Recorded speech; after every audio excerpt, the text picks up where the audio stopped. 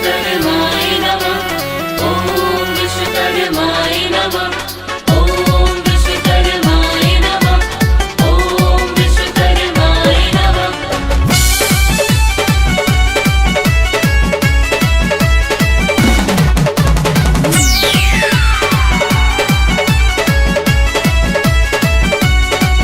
जय बोलो बाबा विश्वकर्मा की।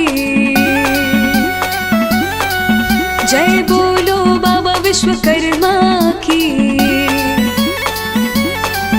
जय बोलो बाबा विश्वकर्मा की, जो इस सृष्टि के रचैया है। जय बोलो बाबा विश्वकर्मा की, जो इस सृष्टि के रचैया है। चाहे काशी कैलाश जहाँ बस भोलेनाथ, खुद इंद्रासन भी बनाया है। जय बोलो बाबा विश्वकर्मा की, जो इस सृष्टि के रचैया है। जय बोलो बाबा विश्वकर्मा की, जो इस सृष्टि के रचैया है।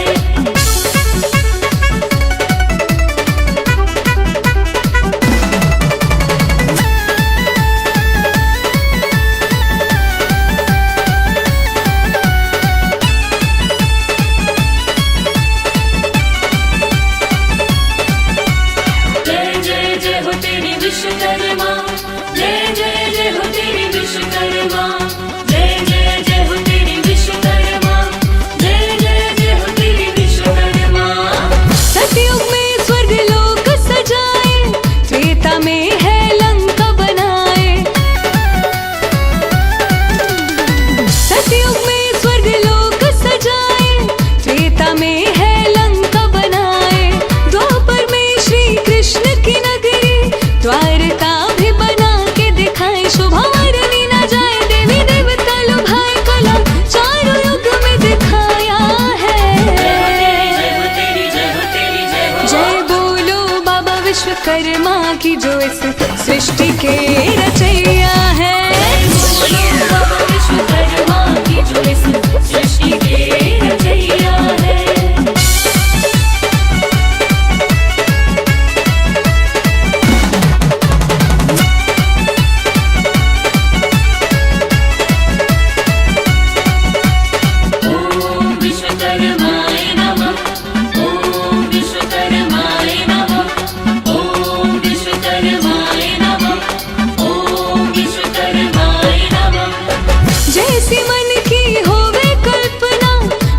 सुंदर इनकी रचना,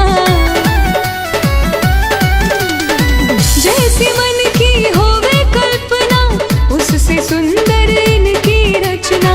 जो भी करते पूजा अर्चना, पूर्ण हो जाए सब सपना। आर्या महिमा बतावे, शीश पंख झुकावे, ये दुनिया इनकी छाया है। जय बोलो बाबा विश्वकर्मा की, जो इस सृष्टि के रचैया